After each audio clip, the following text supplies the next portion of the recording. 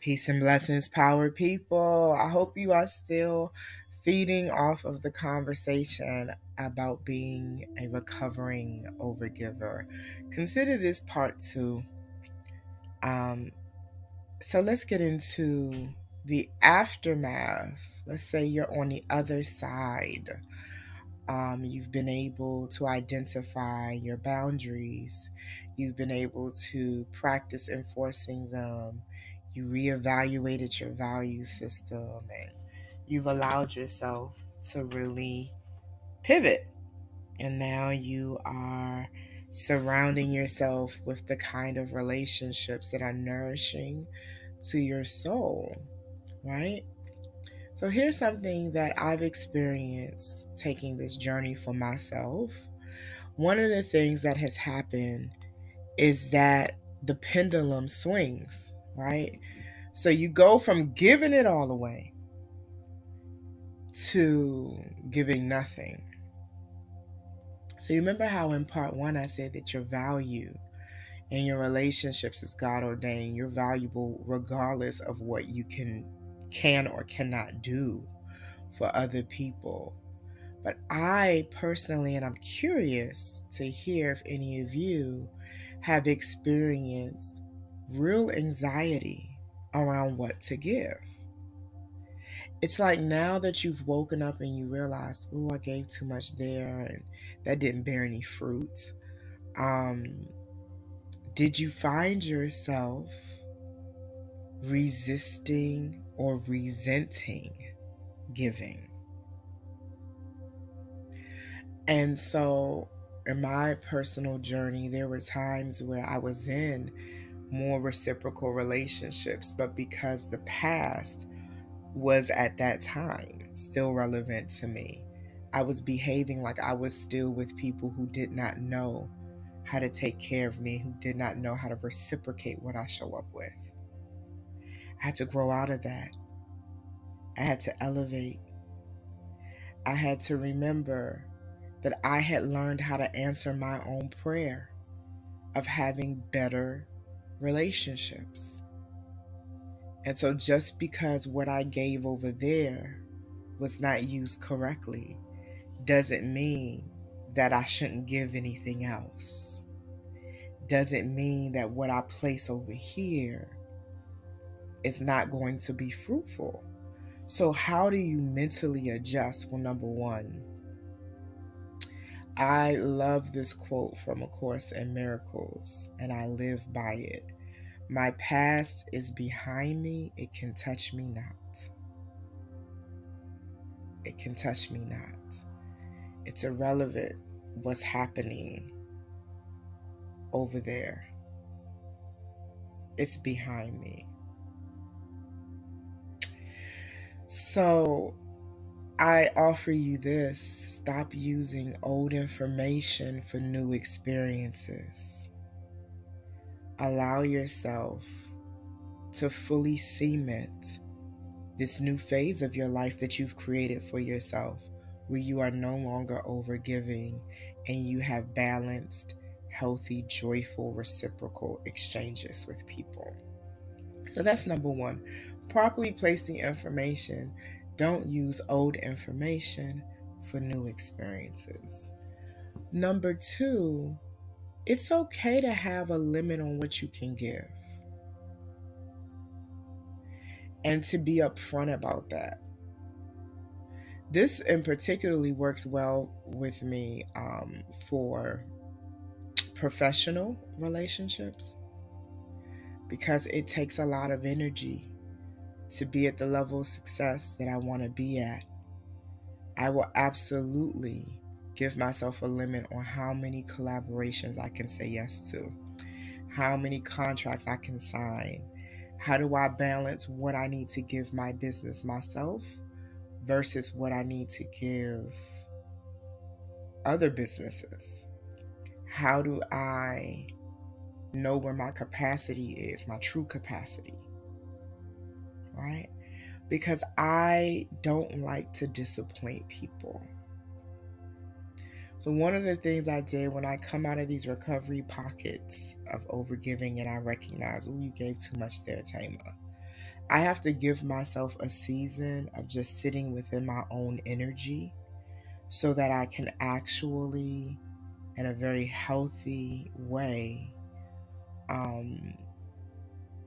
reassess what my capacity actually is and flush out the energy of what I gave, and knowing that my harvest is going to have to come from a different field because that didn't work out the way I thought it would. So I give myself permission to process. Some of you need to write that down. I give myself permission to process, redesign, recalibrate, and give myself time to recover. The same way it takes a lot of energy to create things, it takes a lot of energy to kill things, to dead things, right? To say, nah, that's finished. I'm not doing that anymore. Yeah, it happens. And it's okay to say, until I have fully processed this, I am being very intentional about what I give and maybe even what I receive. There is a time and season for everything. There is a time and season for everything. It may not be time to go into collaborations. I don't care what they trending on social media saying this is the season of collaboration. It may not be that season in your life.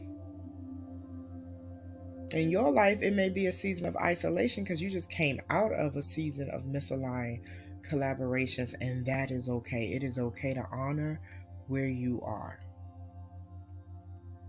because you cannot source your power being misaligned with your own self, trying to be where everybody else is, right?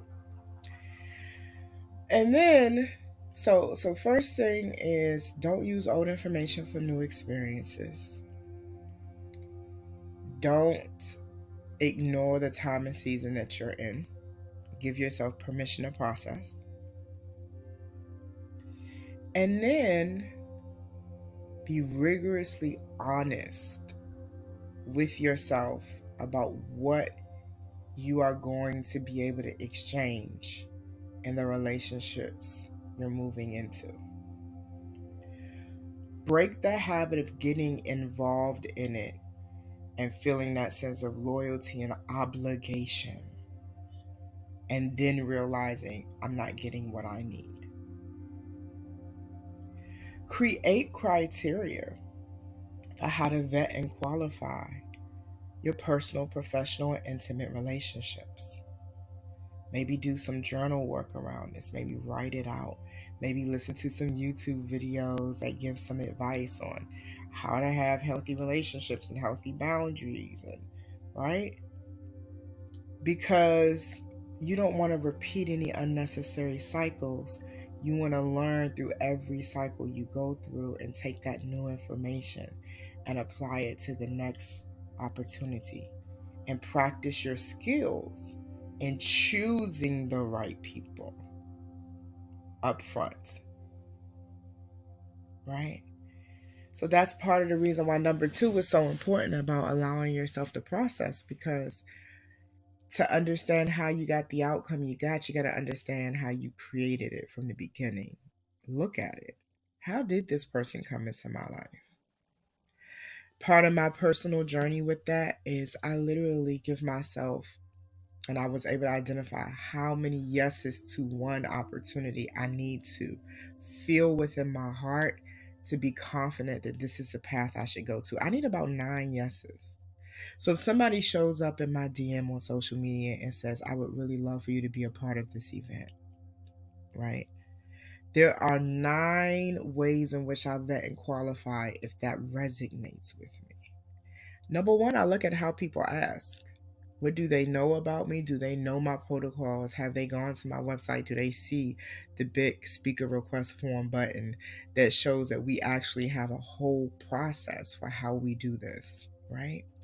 So I look at that. I look at how they approach their level of professionalism. I look at how they present themselves outside of the DM.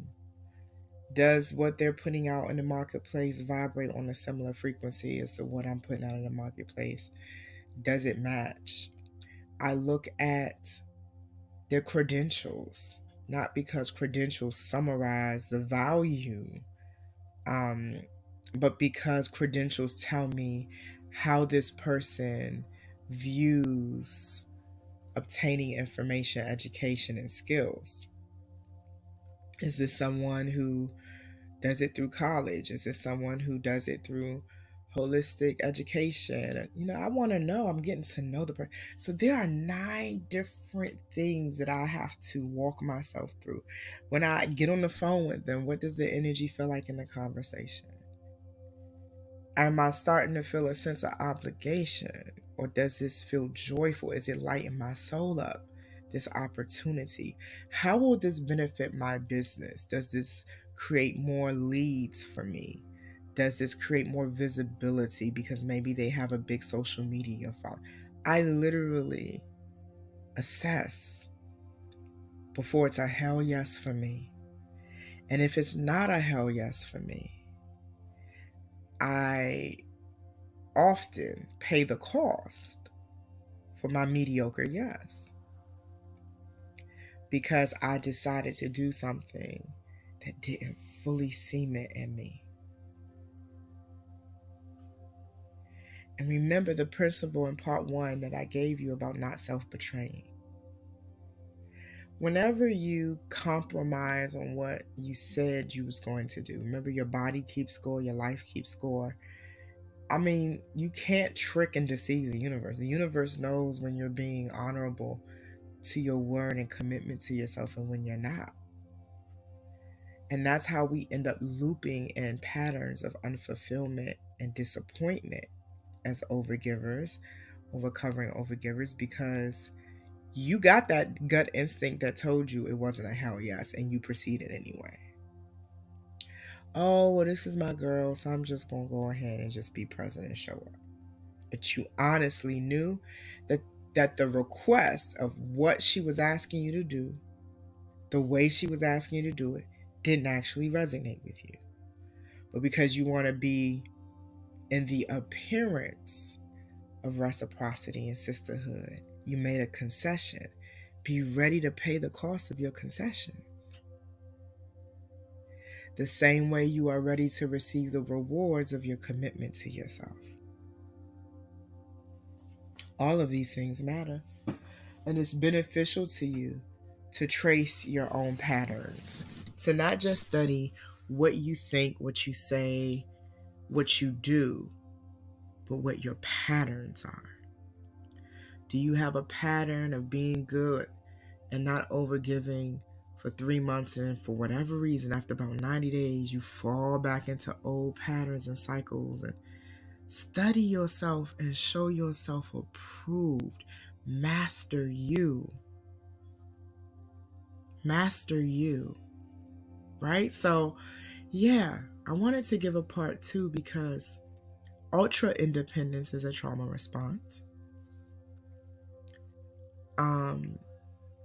But to me, ultra independence is very different from emotional self-sufficiency. So when you have become skillful with emotional self-sufficiency, you are able to really, really, really be grounded and access wisdom and how you curate these relationships and dynamics and agreements. I give myself a yes quota. I know that after a certain number of yeses, it's time for me to shift. Right?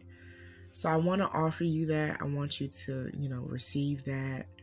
I think that it is good for you to really, really think about your process of recovering from overgiving and performing for love and blessings. And I'm hoping that this part 2 is a great complement to part 1 and you find value in this dialogue. If so, go in the comment section and really give me your feedback and your interpretation of what you heard me describe. And of course, I will interact and respond with you. Also, take advantage of all of the beautiful offerings that we have been pushing through the marketplace. You'll be surprised how much how many resources we provide, how much value we can add to your day-to-day life through the way we curate this medicine, this education, this message to heal everything. Love y'all. I always enjoy chatting with y'all. Peace.